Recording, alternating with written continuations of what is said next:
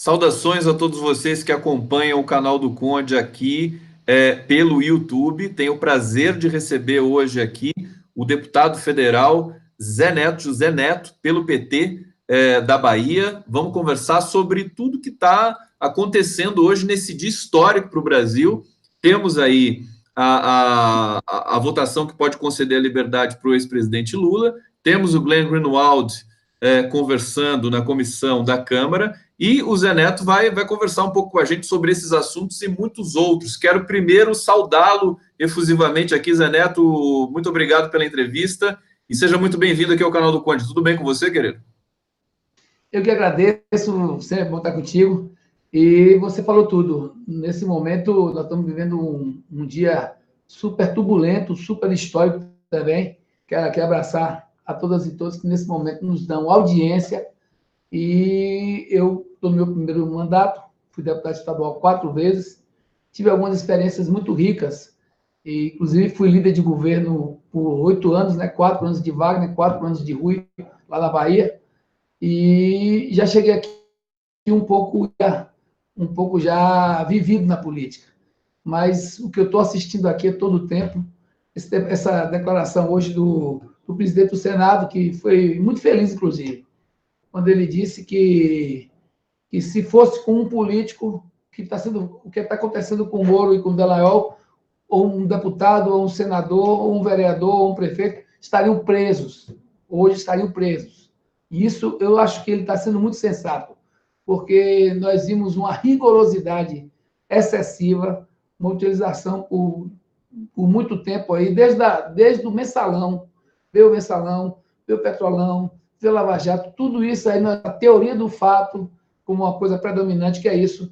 O importante é o fato, não é a prova, e testemunhas, e depoimentos, enfim, situações que geraram aquela história da convicção, que é outro absurdo, e os se justificam meio todo o tempo, e agora parece que tudo isso que eles fizeram, que foram os pilares de posicionamentos, muitos deles excessivos, fora da lei, agora nós estamos vendo isso de perto, e agora esses abastecimentos todos que eles utilizaram já não está valendo de nada, e a gente está vivendo um momento muito difícil no Brasil, onde as instituições têm que responder, o judiciário tem que responder, nós estamos respondendo aqui no Legislativo, e o Executivo também não vai ficar de fora.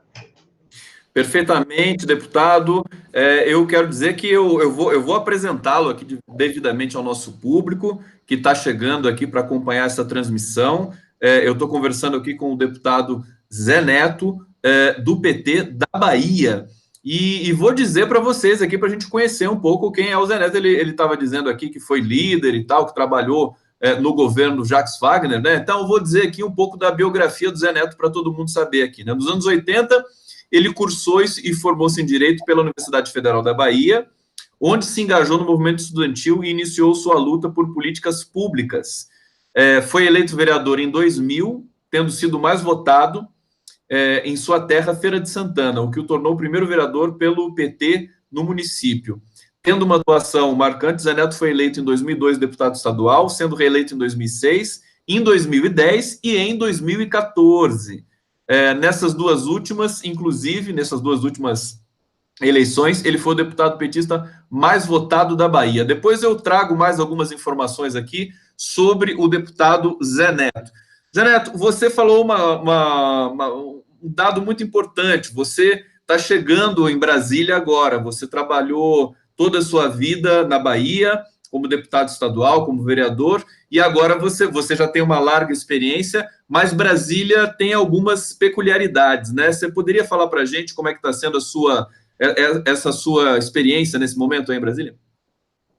Olha, a experiência, alguém me perguntou essa semana, já se adaptou, falei, não deu nem tempo de perguntar o que é adaptação. E a gente chegou aqui trocando a roda com o carro andando. E nossa bancada tem uma responsabilidade muito grande. Eu costumo dizer que nós vamos voltar ao poder, não tenho dúvida disso. Nosso problema é que nós vamos ter que resistir muito. Eu digo não só o PT, as oposições vão voltar ao poder, mas o PT é, sem nenhuma dúvida, o maior partido de oposição, a maior bancada, a bancada mais experiente, a bancada que tem tido o reconhecimento pelo seu potencial, por todos os mecanismos de avaliação do nosso país. Então, nós não temos outra coisa senão dizer, ó, o que temos que ter consciência agora, nesse instante, é da nossa capacidade de resistir. O que eu me preocupo agora é muito mais do que quem vai chegar lá na frente para retomar o poder, é o que vai restar do Brasil. Então, isso é que está me preocupando. O que vai restar do Brasil? O que é que vai ficar dessa aventura desvairada de um governo que não tem projeto? Não tem projeto, gente. Esse, para mim, tem um projeto pessoal lá do ministro da Justiça, o Moro, que é a história lá que ele quer modificar as normas de combate à corrupção. Ele tem um projeto, o projeto dele é aquele ali, que vem muito alinhado com o seu Delamal e companhia, e aquela turminha que, na verdade, não tem consciência do tamanho do Brasil, não conhecem o Brasil, não conhecem o potencial do Brasil. Agora, há pouco eu estava aqui, ó, lendo o Valfrido Ardia, esse aqui, ó, O Espetáculo da Corrupção, e esse livro mostrando exatamente o quanto nós perdemos com o Lava Jato. Não é que eu sou contra a Lava Jato, eu acho que eu sou advogado, inclusive dessa área de administrativo, e não é que a gente está aqui dizendo, não, nós somos contra a Lava Jato, não é isso.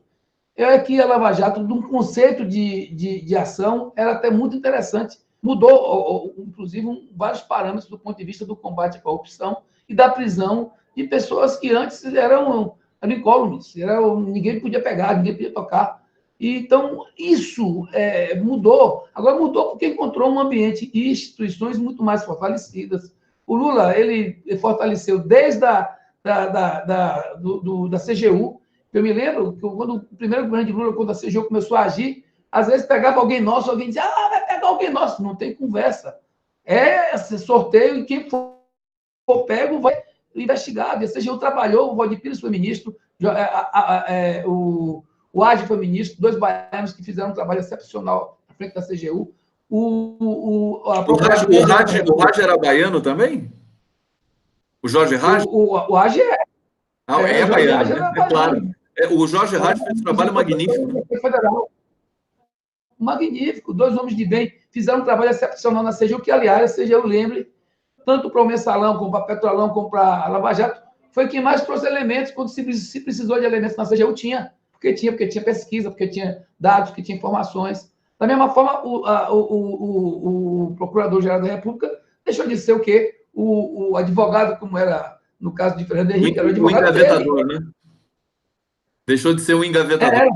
Exatamente, o engavetador. É verdade isso é super verdade. Hiper verdade. Eu tenho uma filha de 8 anos que diz hiper verdade. É verdade. Muito bom. Então, essa hiper verdade existia e passou a ter independência. E foi lá na frente quem contribuiu muito para que essas outras investigações caminhassem. Então, muita coisa foi feita de fortalecimento das instituições. A Lava Jato, quando começou, tinha um condão de dar uma contribuição importante, inclusive, porque os maiores inimigos da Lava Jato são esses que estão agora aí sendo denunciados. Os maiores inimigos da Lava Jato não são nós do PT, as oposições, as esquerdas, os movimentos, aqueles que foram presos, não. Não. Os próprios comandantes da Lava Jato são os seus maiores inimigos, que pegaram uma oportunidade que o Brasil tinha de, dentro da justiça, dentro da norma, dentro da lei, encontrar caminhos e fizeram o que fizeram. Você acha que em algum lugar do Brasil, ou do mundo, quer dizendo, acontece que empresas que respondem a ações, que são investigadas e que são destruídas, como aconteceu aqui no Brasil, com as empresas de engenharia desse país. É uma situação absolutamente inédita, acho que no mundo, né, deputado, o que está acontecendo com o Brasil. E eu acho que você coloca de maneira muito importante quem está contra a Lava Jato, só que acho que existem 2 Lava Jatos.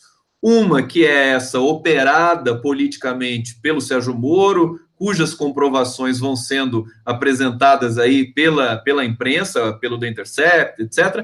E outra que no conceito, como você disse, como advogado, inclusive, que é aquela que deveria combater a corrupção sem devastar a economia. E aí, eu quero só dizer 2 coisas aqui. Primeiro que nós estamos um público aqui bacana chegando. Daqui a pouco eu vou ler algumas perguntas aqui dos nossos internautas. Antes ainda, eu queria que nós falássemos, depois eu quero voltar nesse assunto com você mais adiante, mas está todo mundo muito aflito com a possibilidade, aflito na expectativa, com a possibilidade de o ex-presidente Lula ser libertado hoje pelo STF. Como é que você está vendo essa votação? A gente já sabe que o Gilmar Mendes pediu a liberdade imediata do Lula e a sessão está correndo nesse momento. Como advogado, como deputado, como dirigente do Partido dos Trabalhadores, enfim, como cidadão brasileiro, como é que você está vendo esse momento que pode ser um momento importante para o Brasil? Olha, não tenho dúvida nenhuma de uma coisa. Esse processo de Lula, na verdade, esse processo de Lula, ele é nulo. Claro que ele é nulo, ele é viciado, gente. Eu acabei de dizer, você disse a mesma coisa. Olha, o conceito de Lava Jato é interessante. É interessante o conceito de Lava Jato. Quando a Lava Jato começou, que atingia alguns dos nossos, a gente tinha que olhar o que nós queríamos que acontecesse. E esse era a Lava Jato do bem. Porque tem muita gente, olha, eles demonizam a gente, mas a gente não tem que demonizar quem pensa contra a gente. Ao contrário, a gente tem que respeitar quem pensa contra a gente e tentar convencer e com argumentos. Não na base do fake, na base da mentira, na base do oba-oba. Então, nós acreditamos o seguinte, que onde é que está o erro, talvez, desse que conduziu a Lava Jato, em grande parte? Está exatamente não acompanhar o devido processo legal. Lula foi levado para um depoimento sem antes ter sido, imagina, sem ter sido convocado para depor. E foi levado sobre vara, preso. As provas são claras aí. O Moro dizendo a Dallagnol, olha, Dallagnol dizendo ao Moro, está aqui, está sem prova. E o Moro dizendo, não tem problema não, manda para cá que a gente vai ver como é que faz. Depois os depoimentos, depois a forma viciada de todo o rito processual, muitos itens do rito processual, ritos legais, não foram cumpridos. E finaliza dizendo que não existia prova material mesmo, e está claro isso. E até a própria pena, se havia uma pretensão de Lula que não havia, claro, sabe, em adquirir um apartamento numa situação ilícita, mas que não se configurou. É uma tentativa de crime?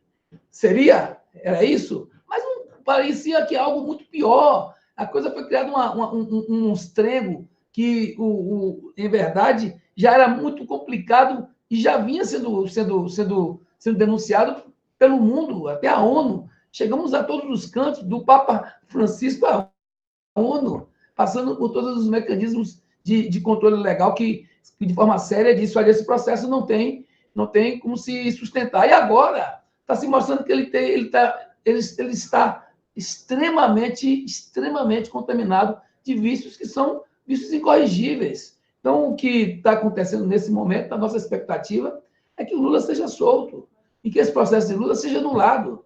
Isso não é só porque nós temos um grande companheiro, o maior presidente dessa nação, um guerreiro do bem, que hoje está sendo atingido da forma que o Lula está sendo atingido, mas é por conta da necessidade do devido processo legal, do Estado de Direito, da democracia, da nossa,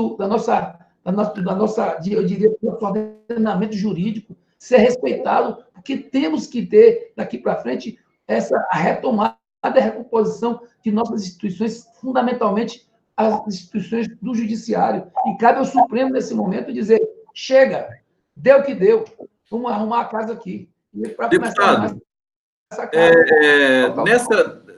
seguindo essa sua linha aí de abordagem, enfim, que nós, incansavelmente, no jornalismo independente aqui do Brasil, insistimos nessa tecla da inocência do Lula, e nós achamos também que é a maneira de se recobrar o curso democrático do Brasil. Mas olhando estruturalmente aí os bastidores de Brasília, a repercussão dessas conversas entre Sérgio Moro, Dallagnol, você acha que isso vai sensibilizar hoje, pode sensibilizar o STF a conseguir produzir, depois de muito tempo, uma decisão que corresponda aos anseios da população brasileira, que é o que nós assistimos nesse momento? Você acha que o STF, essa história de acovardamento, de sofrer pressões, como é que você vê, e particularmente hoje, tendo em vista, deputado, o que foi divulgado ontem, quer dizer, primeiro a Carmen Lúcia havia a informação de que ela teria adiado a votação do HC, e depois ela, no começo da noite, no meio da noite, disse que isso não que ia fazer isso. Como é que você vê essa situação toda ali no STF hoje? Você está otimista com relação a isso?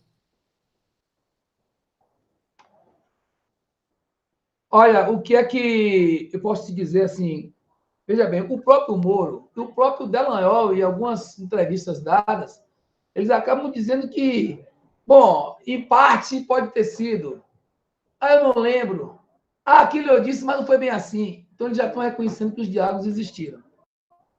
Eu não sei tecnicamente, assim, com precisão, talvez você até saiba mais do que eu, porque eu estou tentando essa informação também, e já pedi a algumas pessoas, o Green está vindo aqui hoje, talvez ele esclareça isso, mas é possível para valer abrir o sigilo sigilo desses diálogos junto ao Telegram. Eu, se eu não me engano, policial, de forma policial, eu acho que é possível fazer com que esse sigilo seja quebrado. Agora, o que eu não sei se ele tem a coragem de dizer, ó, na verdade, abro o meu sigilo. Aí eu vou, evidentemente, nós vamos ver ele dizer a verdade, e dizer se é dele ou se não é aqueles diálogos todos. Porque o que o Supremo, para mim, está nesse momento vivendo é que, no todo ou em parte, essas falhas já existem. E elas, mesmo em parte, que isso tem que estar claro, mesmo em parte, já quebra todo o princípio da magistratura. Não tem essa de. Você pode conversar com todo mundo, tudo bem. Você pode conversar com todo mundo. Pode conversar. Não tem problema. Conversa com todo mundo. Eu sou advogado. Inclusive, na parte de direito público, muitos anos. Até hoje tenho escritório. Estou impedido do direito público por causa dos impedimentos da minha função de deputado federal. O meu escritório está lá ainda. Se der errado aqui, eu tenho onde voltar para trabalhar. Agora, deixa eu te dizer, o que não dá, gente, e o Supremo tem que se manifestar, é que num todo ou em parte, como ele mesmo já disse, eu disse algo daquela forma, mas não foi bem assim. Está claro que quebrou a isenção. Concorda? Está claro que quebrou os princípios legais. Está claro que não pode mais cumprir a sua magistratura. E isso, claro, evidente, que fez com que o processo de Lula estivesse totalmente vulnerável, e ele hoje tem que ser absolvido, Lula tem que ser solto, esse processo tem que ser anulado, e nós temos que passar ali para agora quem é aquela Paladino. Perfeitamente, deputado. Só agregar uma informação aqui, inclusive para agregar com a sua análise, a jornalista Mônica Bergamo, da Folha de São Paulo, hoje, o relato dela, ela é muito bem informada, né? O relato dela sobre o clima no STF realmente deixa a gente com, enfim, uma expectativa grande, porque caiu muito mal no STF esses diálogos entre Moro e Dallagnol, né? Então parece que o clima realmente está adverso para a Lava Jato nesse momento. Eu vou ler alguns comentários dos nossos internautas aqui, deputado. Deixa eu ler aqui, Cida Alves dando boa tarde. Vamos ver aqui, muitos Lulas livres. Marisete Ferreira dizendo, Gilmar Mendes já deu seu parecer a favor da liberdade de Lula. Os advogados do Lula estão sendo ouvidos nesse momento. Carla do Carmo. Isso aqui já. Diga, deputado. Eu já estou acompanhando isso aqui, que o Gilmar acabou de ser publicado isso. Perfeitamente. Continue. Você está acompanhando? E tem muita coisa acontecendo aí em Brasília hoje e na própria cena digital, né? Muita gente, muitas transmissões aqui simultaneamente, e nós estamos sendo prestigiados aqui com um belo público aqui no canal do Conde.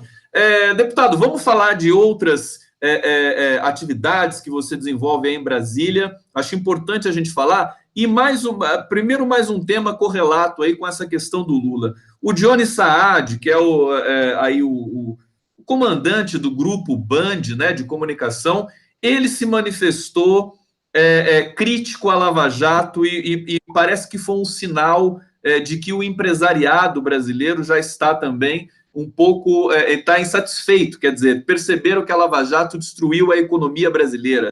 Você vê alguma possibilidade, quer dizer, um movimento nesse sentido de que o próprio topo da pirâmide está mudando a sua compreensão com relação à Lava Jato? Deputado. Gustavo, veja bem. Inclusive, eu estou procurando até, eu estava aqui olhando o celular, se tem alguém na minha rede, estava passando algumas informações, mas não consegui acesso aqui. Mas deixa eu te dizer, o que é que eu aqui faço parte da Comissão de Desenvolvimento Econômico. E eu te digo o seguinte, isso, aliás, a gente até conversou na coordenação do PT, aqui nas nossas reuniões. Nós vamos ter que conversar muito e buscar abrir novas frentes de diálogos com os setores médios da sociedade, que embarcaram numa furadíssima. Eles estão vendo isso agora, boa parte deles, inclusive, já percebeu. Tem alguns que estão tentando um movimento para, diria, retornar à racionalidade de forma a ter uma justificativa. E agora não vai faltar justificativa. E também ao capital econômico nacional, ao capital nacional. Porque o que eu estou vendo, veja bem, quando mexeram aqui com a 871, que pegaram de frente os sindicatos rurais, disseram, vão pegar só os sindicatos, foi? Aí veio 872, 873, daqui a pouco pegou todo mundo. Pegou as representações de profissionais, os conselhos, que tiveram até comigo buscando resolver essa situação, porque eles estão também buscando dizimar os conselhos representativos de CREA, de medicina, de economia, de nutrição, de farmácia, todos eles, porque acabou a obrigatoriedade do recolhimento anual, enfraquece e praticamente inviabiliza o trabalho desses conselhos, como vinha sendo feito, e também bateram de frente com quem? Com o Sistema S, que todo mundo viu, o presidente da CNI sendo preso e tanta coisa aconteceu, e o Sistema S, que tem um papel importante demais no país, do ponto de vista da formação profissional dos nossos jovens, o SET, o SENAC, o SESI, o SESC e tantos, o SENAI, não é? Tantos trabalhos que são valiosos demais, são tantos órgãos que funcionam adequadamente e que deve ter uma coisa ou outra solta, mas eles atacaram todas as representações coletivas do nosso país. Não era só quem pensou que ficava só no rural, que você vê que eles travaram, praticamente anularam a função principal, uma das funções principais do sindicato rural era o quê? Da sustentação, dar assistência a seu associado, principalmente na hora da aposentadoria, porque ele podia dar uma declaração e dizer, que ele trabalhou e foi rural, ele não era urbano e podia se aposentar. Hoje o sindicato rural esquivaram o sindicato rural disso. Mas não ficou, foi para os conselhos profissionais, foi para as organizações sociais todas e agora está pegando de frente, inclusive, o Sistema S, que é um sistema que representa o setor empresarial. Claro que você pode encontrar uma coisa errada aqui ou acolá.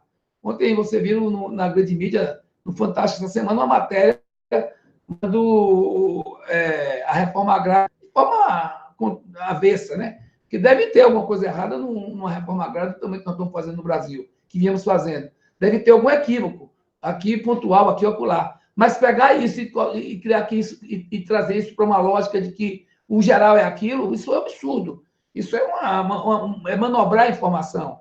Então, eu acho que, nesse momento, os setores empresariais começaram a perceber que o que está acontecendo com o Brasil é uma deformação do ponto de vista administrativo de um grupo que nem se coloca como liberal, porque outro dia tem uma entrevista aí, eu até fiz questão de mandar o link, eu assisti o link todo, que Recupero todo mundo sabe, é um conservador, é um liberal conservador. Ele diz, isso aqui não é liberalismo, porque não existe um liberalismo que não preserva minimamente os interesses nacionais, onde ele, pelo menos, tem que ter sustentação econômica de um certo grupo. Porque o grupo que está dando sustentação a todas essas movimentações políticas que se deram na última eleição, que levaram, inclusive, à vitória do atual presidente, esses grupos não estão raciocinando. Não estou raciocinando. Quem é do mundo moderno, liberal, que pega o seu petróleo e entrega? Quem é que faz isso? Os Estados Unidos têm a maior reserva de petróleo deponada do mundo. Então, não é isso. A gente viu um escândalo com a Nissan e que, junto com a Renault, a Renault tem o controle de quem? Do governo francês. Olha aí, o governo francês montou uma empresa de automóveis, de fabricação de automóveis. Tinha uma confusão lá, não foi? Prenderam um. Está lá preso, inclusive o sujeito é brasileiro. Está preso. Aconteceu alguma coisa com a Renault? Aconteceu alguma coisa com a Nissan? Aqui, os empresários acham que tem que destruir quem está no fronte ou na frente de interesses que não são só econômicos, que são políticos desvarados. Que o nacional começa a perceber que se a gente não tiver o cuidado de buscar soluções que são mais, diria, íntegras para os nossos problemas, nós vamos ter rapidamente uma derrocada econômica sem precedentes para o capital nacional, que pode ficar aí refém, mais ainda, de interesses que não têm nenhum compromisso com o povo brasileiro, com a nação brasileira, com nossa soberania e com nossos interesses. Deputado, perfeitamente. E aí eu quero seguir nessa linha de raciocínio. Se o empresariado está se dando conta de que a situação econômica do país realmente entrou numa espiral de declínio absoluto, que é o que a gente vê com todos os dados da economia, se eu conheço um pouco o Brasil, quando os empresários acusam esse golpe, digamos assim, de uma economia em declínio, os deputados, o legislativo também sente esse tipo de pressão. O senhor aí na Câmara, como é que o senhor está sentindo porque a gente percebe que o PSL, o partido que supostamente teria de dar sustentação ao governo, é um aglomerado de interesses difusos. As pessoas não sabem muito bem o que querem ali. E a base do governo também não dá para se falar isso. Parece que falta comunicação entre o próprio presidente da Câmara, Rodrigo Maia, e os projetos que o governo quer mandar para a Câmara. Você acha que é uma chance, por exemplo, aí trazendo a reforma da Previdência como nosso tema? O senhor está envolvido com a reforma da Previdência, e aí eu queria que você colocasse um pouco esse panorama aí que nós temos de votações na Câmara, Olha, se, por exemplo, alguma chance. Deputado. Olha, a agenda aqui a agenda política, a agenda política do governo.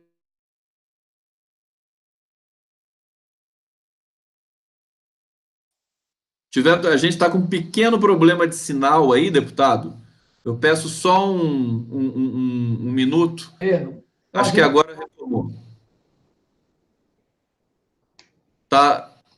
Pode retomar, porque deu um probleminha no sinal aí. Pode retomar. Melhorou agora? Melhorou? Melhorou. Está ouvindo agora? Sim. Olha, a agenda... É porque eu também não estou conseguindo no meu celular aqui, eu tenho que estar olhando no meu celular e está sem a transmissão. E o que acontece? Deixa eu te dizer. O que é que tem aqui?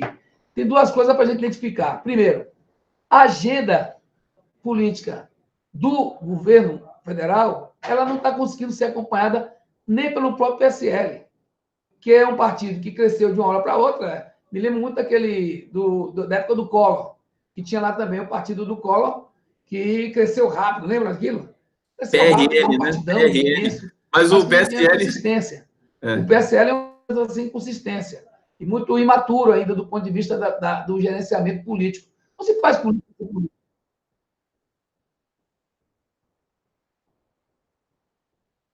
É isso.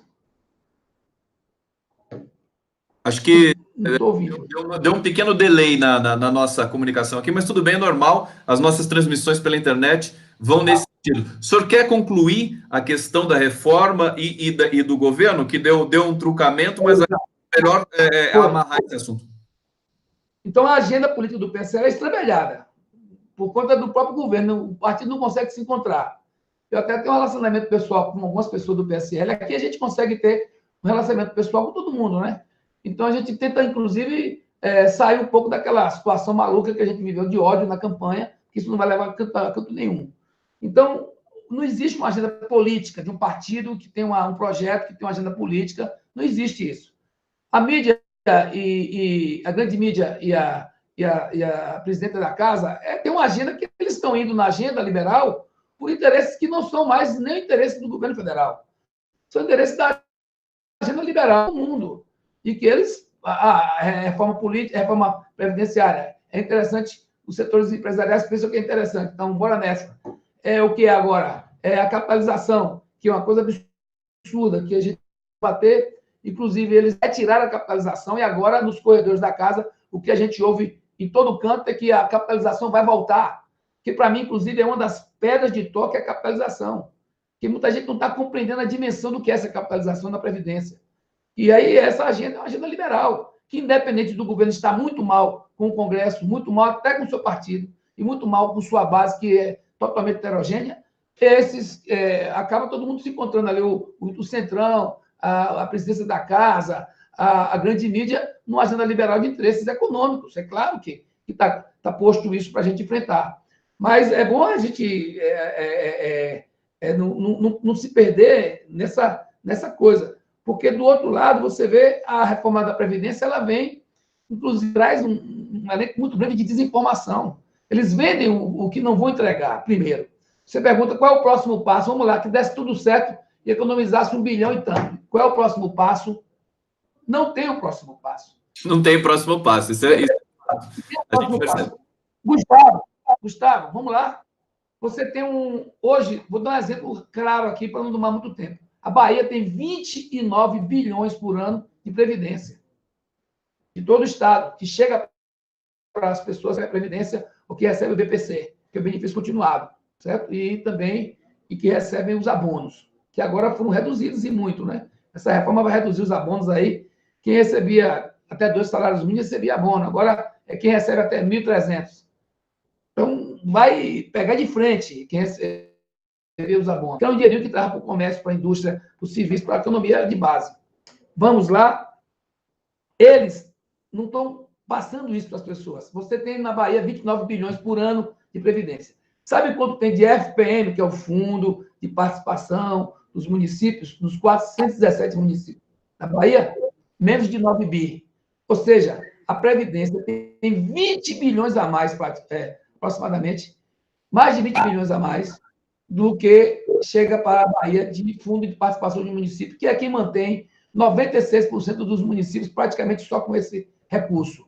Então, olha o tamanho dessa necessidade econômica que é ter recursos na Previdência. Então, a Previdência é a maior, eu diria que é a nossa maior política de distribuição de renda, é a nossa maior política de atenção social, é a nossa maior política de fortalecimento de base econômica, principalmente nos pequenos municípios, nas feiras livres, no interior da Bahia, ou algumas das cidades. Qual é o dia forte da feira, a feira livre? O dia da Previdência, que sai o dinheiro da Previdência. Ou então o dia que sai o dinheiro da Bolsa Família.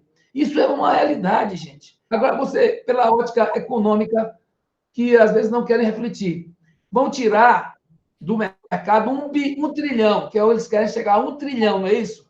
1 trilhão de reais em 10 anos. 100 bilhões por ano, é isso? 100 bi por ano. Esse 100 bi vai sair de onde? Da base econômica, de quem está aqui embaixo, não é isso? Vamos lá. E vem para onde? Para Brasília, não é isso? Espera aí, ele não disse que era mais Brasil e menos Brasília? Ô, deputado, deixa eu aproveitar e te perguntar aqui. O pessoal está gostando muito do nosso papo. E assim, o Paulo Guedes, que deixou de ir agora na reunião do BRICS, quer dizer, o Brasil já está totalmente, virou um pária internacional, o Brasil, sob Bolsonaro. O Paulo Guedes, ele está conseguindo convencer alguém na Câmara de que a reforma da Previdência vai produzir algum bem para o país? Porque vocês muito pedagógica. Diga lá, deputado. Eles vão tirar 100 bilhões por ano da economia de base. Vamos resumir? E 80%, que antes era 84%, quase 85% vinha de onde? Do BPC e do regime geral. Que ganha até 1,7 salário mínimo, no máximo. Mais ou menos a média do regime geral. E o BPC, em média, é 1 salário mínimo. Vamos lá? Bem, eles tiraram, agora fizeram uma movimentação positiva, que é mais fruto das mobilizações todas, tiraram o BPC, tiraram a desconstitucionalização, que é uma vitória. Então, a capitalização, que agora estou querendo voltar. Então, algumas coisas foram... E não vou mexer com os rurais. Quer dizer, não vou mexer, vírgula. Porque ainda não disseram como é que vai ficar o tempo. E não é para adquirir a aposentadoria, principalmente o trabalhador rural, aquele que é rural, mas tem carteira assinada. Então, fica... Aí você vai tirar 100 bilhões do mercado, não é isso? Eu disse isso ao vizinho meu essa semana. Sabe, você tem o quê? Você tem um comércio de quê? De atacado e varejo. Você vende no atacado, vende no varejo. E você precisa de quê? Você vende... Vou te dizer aqui sem ver nada, sem nem saber suas contas. 70% do seu público é pobre. Ele olhou para mim e disse: o pior que é. O pior que é, não. É pobre. É gente pobre que compra comida, ou que tem uma barraquinha, ou que tem uma mercearia, ou que tem um mercadinho no interior. Ele, é isso mesmo. Você está dizendo a mim que essas pessoas vão sair da economia do Brasil 100 bilhões por ano. E 80% vem dessas pessoas. Esse dinheiro vai para Brasília. Não tem uma linha de fomento criada, não tem uma política estratégica montada para que esse dinheiro retorne para o dia a dia das pessoas. E esse dinheiro pode correr um grande risco de cair na mão do governo federal e virar o quê? Para o seu Paulo Guedes, que é isso que ele quer, pagar serviço de dívida, concorda? Pagar roubo que está lá em São Paulo, que ninguém... enquanto a Bahia tem 0,56%, 0,56%, melhor dizendo, não é nem por cento, 0,56% de uma receita corrente líquida, ou seja, uma receita corrente líquida baiana, nós temos 0,56% de débito. Isso é uma lógica que a gente tem com as dívidas dos estados. Pois bem, enquanto a gente tem 0,56%, ou mais ou menos a metade de uma receita corrente líquida, sabe quanto São Paulo tem? São Paulo tem quase 1,8%. Quase 1,8%. Ou seja, quase mais de 1,5% com receita corrente líquida, quase 2%. Sabe quanto tem Minas? 2,3%. Receita corrente líquida. Sabe quanto é que tem o Rio Grande do Sul? 2,4%. Ou seja, mais de 2 receitas corrente líquida, quase 2,5%. Enquanto que a Bahia está lá com 0,56%, ou mais ou menos a metade. Esses estados que estão endividados, que deram a vitória, inclusive, a esse projeto que está aí, eu tenho receio de que os estados, por exemplo, do Nordeste, os estados menores, os estados que até com suas economias mais ou menos tentando se manter de pé, sejam muito prejudicados, porque eu não vejo como esse recurso que vai ser economizado nessa reforma fiscal, que vamos botar até um nome melhor, essa reforma fiscal previdenciária, porque não é reforma previdenciária. O que é reforma previdenciária, gente? Você, Gustavo, quando vai reformar sua casa, você vai fazer o quê? Vai destruir sua casa? Não. Minha mulher quer reformar minha casa. Ainda ontem, quando eu saí de casa, ela disse: meu amor, o papel de parede está faltando ali, o negócio da escada está frouxo, a frente da casa está toda assim, escurinha, né? Que está já envelhecida. Vamos fazer uma reforma. Então, o que é reforma? A gente vai pintar a casa, não é isso? Trocar o papel de parede, não é isso? Resolver o problema do banheiro que está dando um mofo da parede, não é isso? Deputado, você tem toda a razão. Vai destruir a casa. Eu acho que você tem toda a razão. Eu acho que a palavra reforma tá usada equivocadamente, né? Porque passa uma impressão positiva para a população, isso é enganar o povo, não é uma reforma. Não vai melhorar a Previdência, vai ter menos gente tendo Previdência, a Previdência vai estar sustentável, e se passar como eles querem lá na frente, que isso que eles querem aqui, passar o engodo aqui lá na frente, criar uma formulação para garantir sabe o quê? A capitalização. Espera aí, calma. A Previdência está mal. Vamos fazer uma reforma. E vamos criar uma capitalização, que é uma outra Previdência, para esse dinheiro ser dividido. Já está ruim o fundo. O fundo está ruim. A solidariedade comprometida. E você vai criar uma capitalização onde só o empregador vai pagar e não vai ter nenhuma solidariedade com o fundo que está com dificuldade. Olha, lá na Bahia, nós mexemos na Previdência. Saímos de 12 para 14. Tem um rombo lá de 4 bilhões esse ano. Vai chegar ao fim do ano com 4,8 bilhões. Numa arrecadação de 45 bilhões, 4,8 bilhões é para a Previdência. O que é que o governador Rui fez? Vamos fazer aqui alguma mudança. Aí enxugou aqui, mexeu lá, botou de 14 para 12, mas todo o dinheiro que está sendo arrecadado na Previdência ou que está sendo economizado na Previdência vai para a própria Previdência. Está me entendendo? Aqui, nesse caso, não. O dinheiro não volta para a Previdência, não vai para nenhuma linha de financiamento de fomento de geração de emprego e renda, que venha para o governo federal com esse fito. E o que era uma Previdência que já tinha dificuldades, que o Lula mexeu na Previdência. O Lula reformou a Previdência, mas não mexeu no regime geral. A Dilma mexeu na Previdência. Foi 85, 95, lembra? Pegou todo mundo. Mas sempre olhando o quê? Olha, as pessoas estão envelhecendo, nós vamos ter que observar isso, o mundo está fazendo desse jeito, e nós vamos ter que mexer aqui. Então, vamos tentar compatibilizar idade e tempo. E vamos fazer essa regrinha aqui. Eu sei que não é confortável, mas é o jeito que a gente tem para dar saúde financeira. Com o desemprego chegando a esses níveis que chegaram, é evidente que a Previdência Geral acabou tendo problema também, a própria tem dificuldade, e a gente está vendo o que deveria ser uma reforma, sendo um processo de destruição da nossa maior política de distribuição de renda, importantíssima, principalmente para os estados mais pobres, para os municípios, a cada 10 municípios do estado. A cada 10 municípios brasileiros, 7 municípios, 7 têm dinheiro de previdência maior do que dinheiro de FPM. Ou seja, chega mais recurso financeiro para alimentar a cidade, para rodar a economia da Previdência do que no FPM. Perfeitamente, deputado.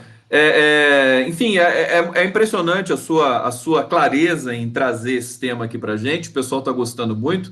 E eu quero ler alguns comentários aqui dos nossos internautas. Olha só, Lu Mendes, a esquerda precisa se posicionar com mais afinco. Ana Meirize, Bolsonaro governa para a elite e para loucos e ignorantes.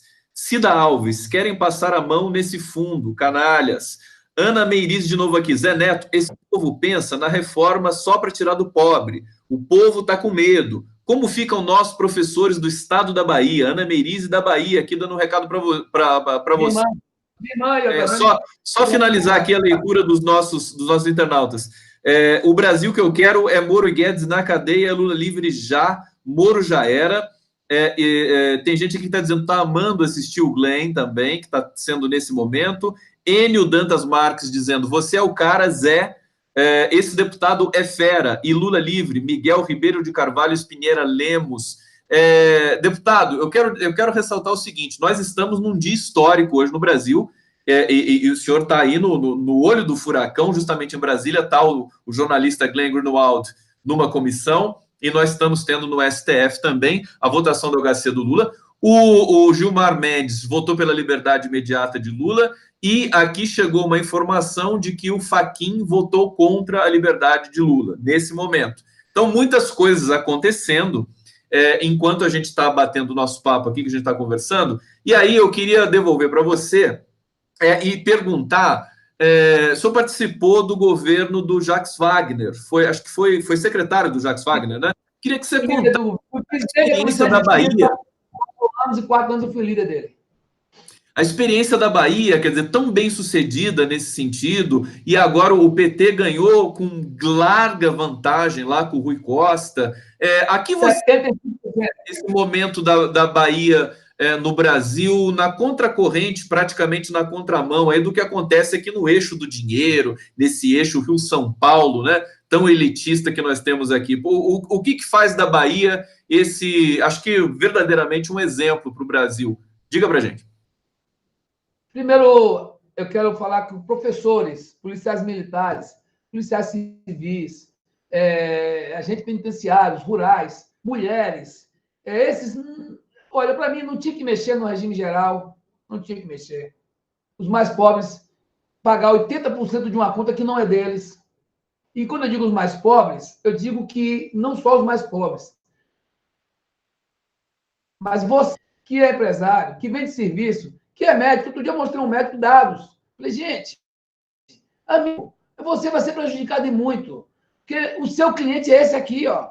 No seu gabinete, no seu escritório, o seu cliente maior não é o mais rico.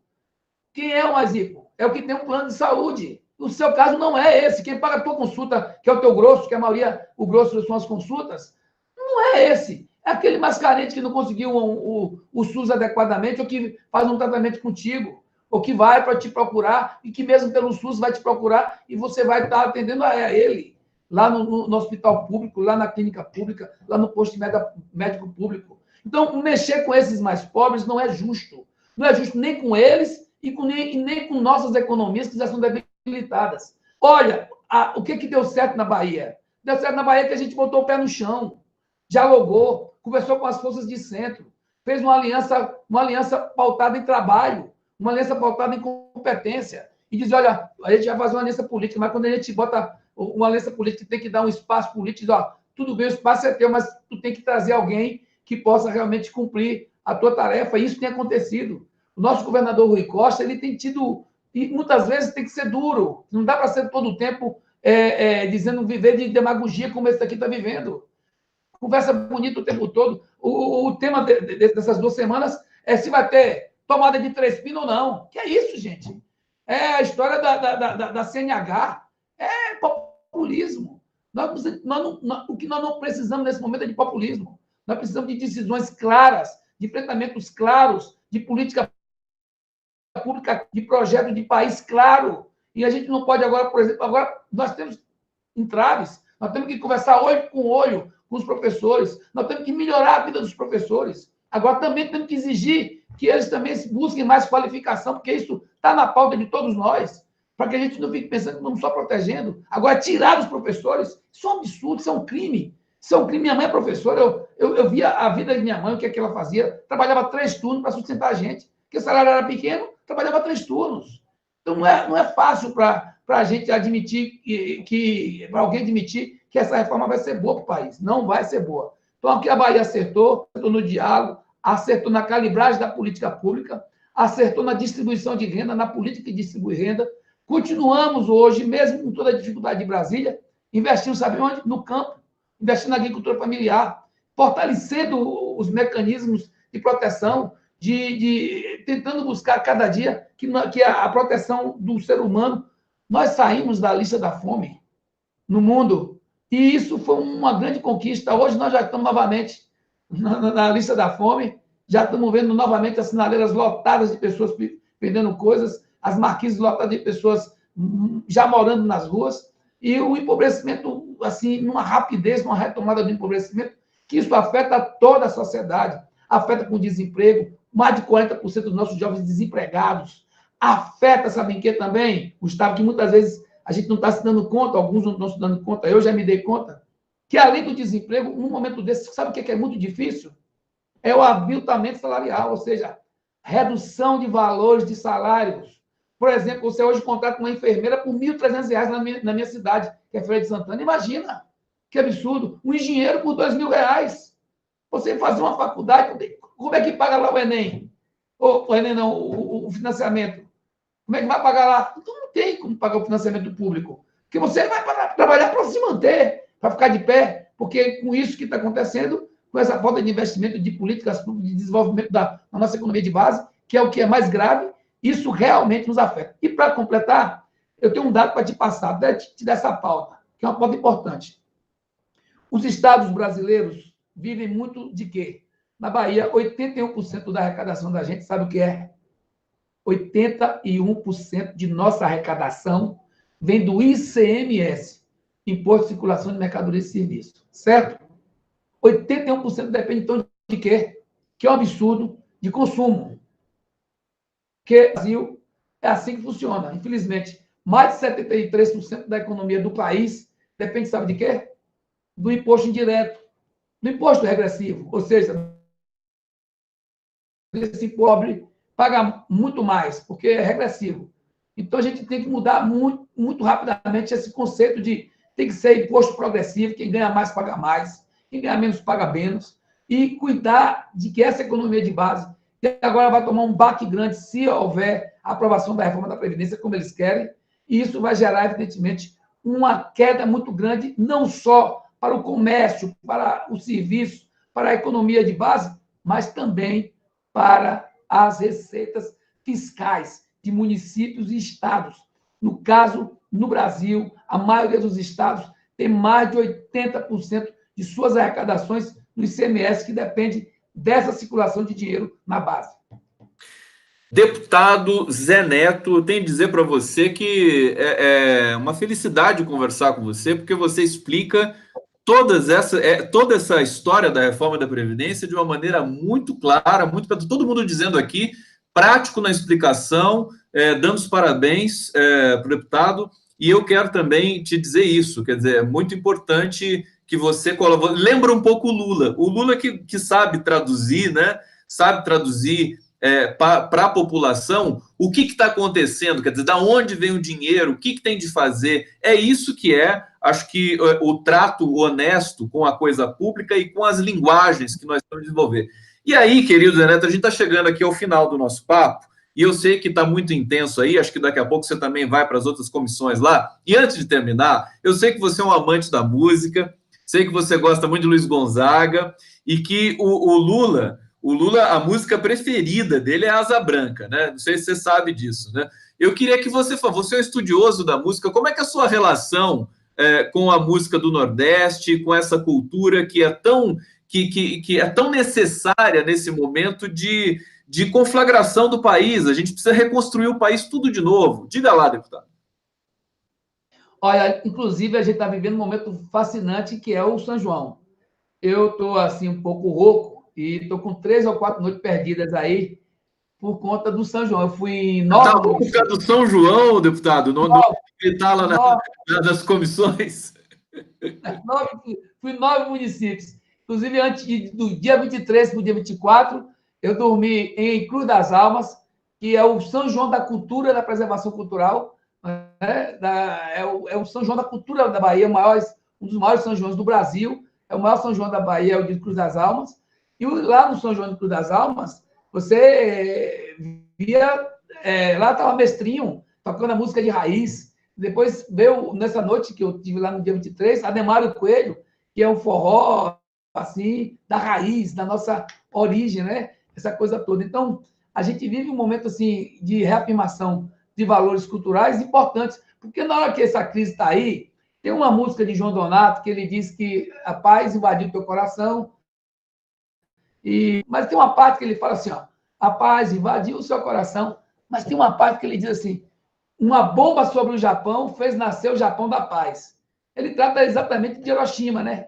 E depois de Hiroshima foi que os japoneses se viram numa situação de dizer assim, peraí, nós estamos onde para um conceito que não vale a pena.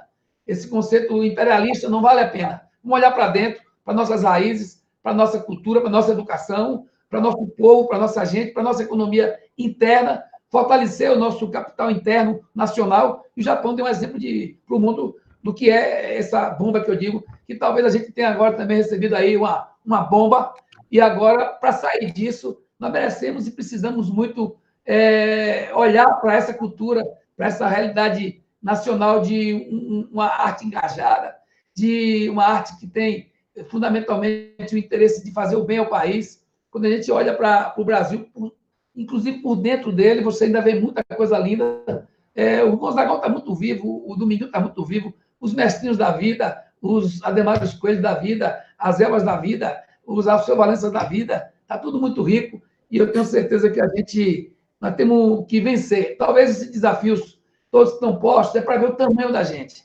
Eu confio no povo brasileiro. Linda fala, deputado. Deixa eu só para a gente fechar aqui, quer dizer, essa música do João Donato, do Gilberto Gil, realmente, eu adoro essa canção, né? Uma bomba sobre o Japão fez nascer o Japão da paz. É linda lembrança, acho que ela vem muito a calhar. E para a gente terminar esse papo que me deixou tão feliz, e eu acho que a gente precisa conversar mais vezes na sequência. Hoje é um dia muito disputado na cena da internet, porque tem muita coisa acontecendo. Eu queria que você falasse do Lula, quer dizer, sua relação com o Lula, a expectativa, porque pode ser que hoje ele não seja libertado, mas eu acho que é algo assim que não dá mais para segurar, como diria o Gonzaguinha, né? Não dá mais para segurar o Lula nessa prisão política, para a gente encerrar aqui em alto estilo o nosso hangout especial com o deputado Zé Neto. Querido. Olha, eu vou te contar um dia com o Lula. Várias vezes, inclusive ontem eu estava na casa do prefeito Orlandinho, lá de Cruz das Almas, e almoçamos com o Lula lá tem pouco tempo. Antes da prisão dele, ele teve em Cruz das Almas, fez um grande evento na caminhada com a gente, e logo depois, pouco tempo depois, acabou, Lula foi preso. E almoçamos lá. Mas tem um dia que é importante demais para a minha vida, inclusive eu conto a minhas filhas, conto a meus amigos, quem estava comigo lembra disso, naquele dia, Lula ia inaugurar o Hospital da Criança em Feira, que hoje é um grande hospital, 60 leitos, 340 leitos no geral, tratamento de câncer, tratamento de cardiologia, 105 leitos de obstetrícia de alto risco, e é um grande hospital. Quando, no dia da inauguração, lá ele era presidente ainda, e foi acho que em 2009, aí ele não conseguiu chegar, porque choveu muito e não tinha teto para ele sair de Salvador e pousar em Santana, que é a cidade que eu moro. Nós ficamos muito tristes. Depois ele não era mais presidente, um dia disse, olha, você ficou devendo a gente uma visita ao Hospital da Criança, que você não pôde ir quando era presidente para inaugurar. Ele foi. Aí ele foi, já o hospital funcionando, e Lula, num determinado momento, encontrou uma criança sentada numa cama e com um pai do lado, com aquele chapéuzinho de coco, né? E aí ele se encostou no vidro, começou a olhar e começou a chorar. Eu olhei e disse, você está chorando, Lula? Ele se abraçou com a gente, aí engasgado. Eu falei, o que foi, Lula? Ele disse, eu nunca pensei na minha vida de poder ver uma imagem dessa. Um hospital lindo como esse, um hospital de primeiro mundo. Não deve nada a nenhum hospital particular. Aí ele chamou o médico, ô, meu filho, vem cá, meu filho, por favor. Ele assim, vem cá me dizer o que é aquilo ali. Aquele rapaz falando com aquele menino. Ali é o pai dele, aqui é uma sala de isolamento. Tem isolamento, aí tem um ar-condicionado especial, uma cama ali do lado, que ele deita do lado do filho, e emocionalmente o menino precisa de suporte, ele está em observação. A gente ali tem uma máscara para o pai, mas ele está ali. E aquilo, isso aqui, o Lula só tem aqui, nenhum hospital particular tem esse tipo de isolamento da forma que nós fizemos. Ele chorando, disse, é muito gratificante isso. E muito emocionado. Depois o Lula saiu e foi numa sala com a gente. Chegando lá nessa sala, eu perguntei a ele 3 coisas, Lula, que te faz o Lula. Ele disse 3 coisas. Parou, olhou para Wagner, pegou no ombro de Wagner. Wagner estava do lado e disse a mim assim, uma, coragem. Porque de manhã, quando a gente acorda, quem pediu para estar aqui fomos nós. Quem pediu para a gente estar aqui? E aí tem que ter coragem, porque o problema de ontem a gente não resolveu, está chegando o problema de hoje, vai chegar o de amanhã, e a gente que pediu para estar aqui representando nosso povo. Nós não podemos nos dar o luxo de fraquejar. Então tem que ter coragem. Aí parou. A outra coisa, vamos lá, a outra coisa, humildade. Humildade, porque humildade faz a gente chegar aqui e abraçar o nosso povo e se misturar com o nosso povo. Se eu chegar aqui em algum lugar e não tiver, como eu estou aqui, toda amarrotada, abraçado pelo nosso povo, e sendo bem recebido pelo nosso povo, ou a gente representa o nosso povo, principalmente os que mais precisam da gente, ou não está valendo a pena ficar na política. A política vale a pena sim, quando a gente sabe que está sendo bem recebido e o que a gente está fazendo jus ao que nós nos propusemos, que é defender os que mais precisam. Então, acho que essa humildade nos dá a condição de não estarmos num patamar diferente. Eu gosto muito de ser chamado de Lula. Eu acho bom isso.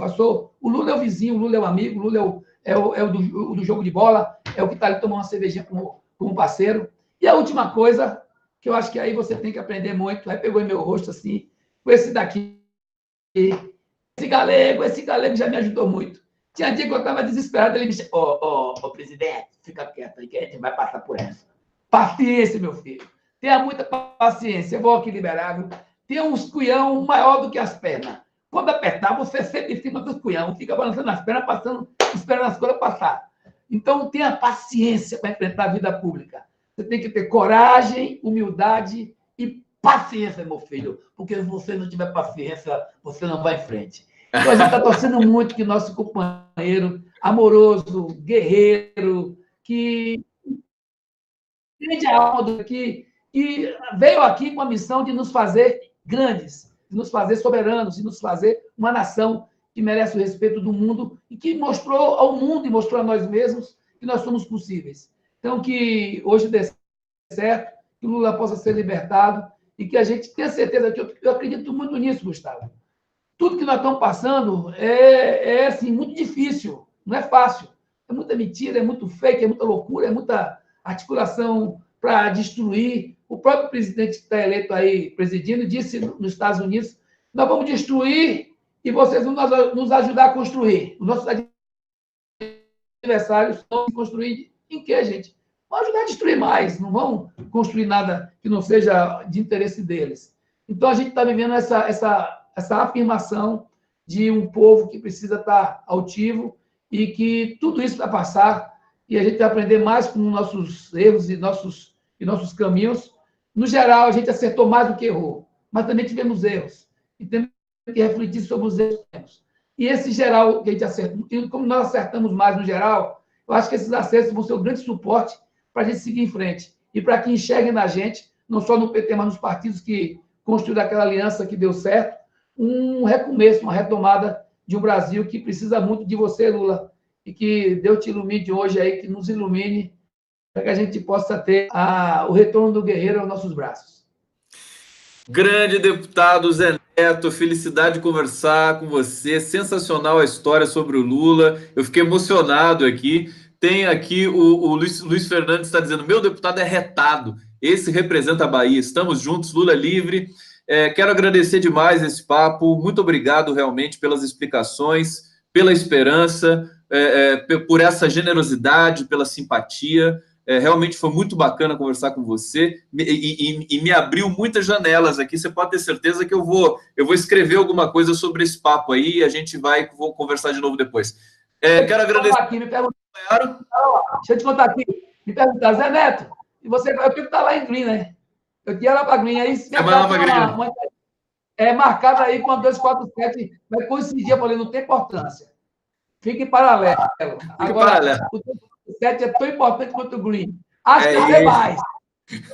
Grande. Grande. Vai estar fazendo aqui esse enfrentamento diário. Eu que tenho um orgulho grande de estar aqui falando com vocês. Eu acompanho vocês há um tempão e vocês são muito importantes, porque não adianta só a gente trazer a informação ou a manchete. Tem que trazer o subsídio, o conteúdo, a discussão, o debate, o aprofundamento, para dar ao nosso povo mais elementos para fazer esse embate com mais direção e com mais estamos fazendo. Queria parabenizar vocês pelo trabalho que fazem. Sempre estarei à disposição, sou fã de vocês. E deixar meu abraço fraterno a todo mundo que nos acompanhou, o povo de minha Feira de Santana querida, amada. Olha, se tem uma coisa que eu tenho no meu coração, na minha cabeça, dia e noite, é que eu sou nordestino, sertanejo, feirense, filho de professora Maria Zizi, que está até doentinha hoje, mas está bem melhor do que eu que estava, e está assim, lúcida, está aí nos acompanhando também, já com seus 85 anos, e eu tenho muito orgulho de fazer parte do PT. Eu sou petista de carteirinha desde muito cedo, desde o movimento estudantil, e eu tenho muito orgulho de estar aqui hoje defendendo minha Bahia, minha Feira de Santana, e defendendo o povo nordestino, defendendo o povo brasileiro, que acredita num futuro mais digno, e nossa bancada do PT está muito firme no propósito de fazer uma posição com clareza. Olha que a gente tem, em determinados momentos, tem recuado de algumas ofensivas para poder fazer negociações que visem o Estado, o povo brasileiro, além da política. Eu tenho certeza que essas experiências todas que estamos vivendo vão nos fazer mais fortes. Não vão nos matar, vão nos fazer mais fortes e nós vamos enfrentar isso aí. E obrigado pelo trabalho de vocês. É um trabalho muito construtivo para o Brasil. Querido Zé Neto, agora você vai lá no Greno, no Glen Round, vai lá e para ele. Grande Zé Neto, até mais, até a próxima, e a gente volta aqui mais tarde com outras informações. Valeu. Que nos acompanhou. Tchau.